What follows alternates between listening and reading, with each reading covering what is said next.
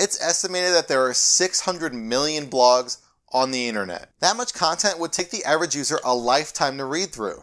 And even if they attempted to do this challenge, the majority of the information that they read wouldn't interest them at all. That's because there are so many topics to talk about, which is why there is so much saturation of blogs on the internet. Some of these blogs are personal memoirs or diaries. Others provide helpful how-to information on different tasks.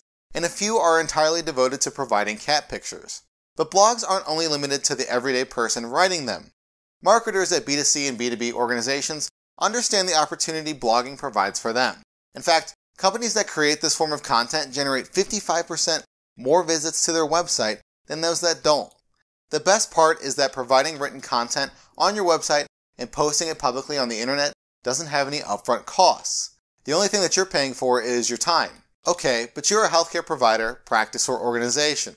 Do people really want to read content about providing health tips or first-hand accounts from your doctors? Simply put, yes they do. 6 million US internet users search for health-related information on their favorite search engine every single day. Imagine if you could attract just even a fraction of that much traffic to your website. Well, I'm here to tell you that you can, and that blogging is worth it as a healthcare facility. Hi everyone, I'm Matt from eTactics, and today I'm going to go over the fundamentals of healthcare blogging.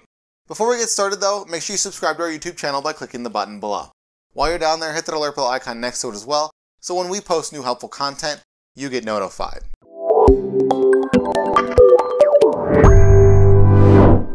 The very first fundamental to healthcare blogging is to give accurate information.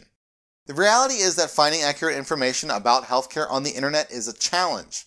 In fact, a 2012 study found that out of 1,300 websites landing on Google for children health-related searches, only 44% contained information that was in line with the American Academy of Pediatrics recommendations. As a healthcare professional, you know about some of the most helpful information on the planet. By working within the healthcare space, it's already your duty to treat your patients and help them how they can when they come into your office. Translating this skill into a written blog will come naturally to you. In other words, by blogging as a healthcare professional within the space, you are helping millions of people and fighting inaccurate information that many patients use to self-diagnose themselves already.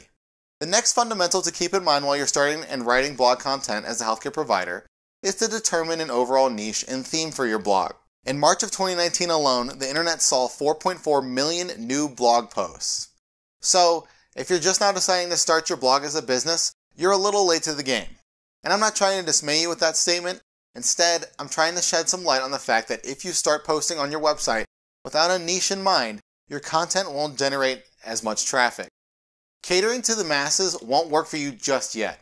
In other words, if you started writing posts about information that's already covered by larger websites that get millions of visitors every month, the post that you spent hours writing on will get lost in the saturation of the search engines. But by determining a niche for your blog, you're establishing yourself as a thought leader faster because you're spending so much time covering a specific, less covered topic. My third fundamental for you is related to the last one I just mentioned. Choose easy to rank for topics. Before you start writing anything, you'll want to brainstorm a few topics to write about. Let's say you want to write a topic about remedies for the common cold. Since you're a healthcare expert, you could probably list 10 different over-the-counter or natural remedies that would help subdue symptoms of this illness right off the top of your head. That's great, and I'm sure that the content you could provide would benefit quite a lot of readers. However, the unfortunate problem is that your topic is highly competitive, and unless your website has a high domain score, you won't rank within the first 10 pages of Google. I'm not saying you can't write about that topic. However, what I am saying is that you shouldn't expect to gain any traffic from it if you do. 75% of Google users never click past the first page. So, how do you determine what topics to write about then? Before you start typing away about topics you're an expert about, do keyword research beforehand to find phrases that people are searching for and that are also easy to rank on. To find out topics, you'll have to use a search engine keyword tool and do some research. The fourth fundamental to healthcare blogging is to cater your writing to your audience. Of course, if you're writing healthcare blogs, you're trying to capture traffic from people who search for health-related topics. But I'm not talking about catering in that sense. Instead, what I mean by this fundamental is to use a casual, personable, and easily digestible writing style. When you're writing anything on the internet, it shouldn't be overly difficult to read.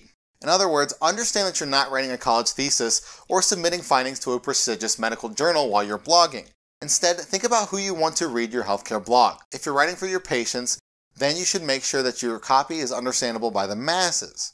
Mimic the rule of thumb that journalists use when they write articles for their publications, right between a 9th and 11th grade reading level. While you're simplifying your content though, you also need to make sure that you don't oversimplify it. The more complexity you get rid of in your writing, the less personable it will sound. My final fundamental for you might be the most important one out of all of them. Give it time. After you've launched your healthcare blogging expedition, you'll want to see results right away. It's only human. The only problem with that is ranking on search engines takes a lot of time, especially if you're just starting out. It could take anywhere from the first couple of hours to 720 days to rank on the first page of Google. As an example, we wrote one of our blog posts, Chatbots in Healthcare, How They're Changing an Industry, in November of 2019, and it didn't really start generating traffic on our website till 6 months later in May of 2020. So post often and be patient. If you've written a good post, it will generate traffic for you at some point, I guarantee it. Deciding to create a blog and design a strategy around it is a big undertaking. However, it's one of the most effective ways to gain traction for your practice without spending a lot of money up front. It further establishes you as a modern healthcare leader that not only understands the intricacies of the medical industry, but also as one who stays up to date with the most current trends and how people are searching for data. And the sooner you start healthcare blogging, the quicker you'll see more traffic on your website. If you'd like to learn more about healthcare blogging, reach out to eTactics. And you already made it this far into the video, so you might as well like it, share it, and comment below. Well, what are you waiting for? Subscribe to our YouTube channel.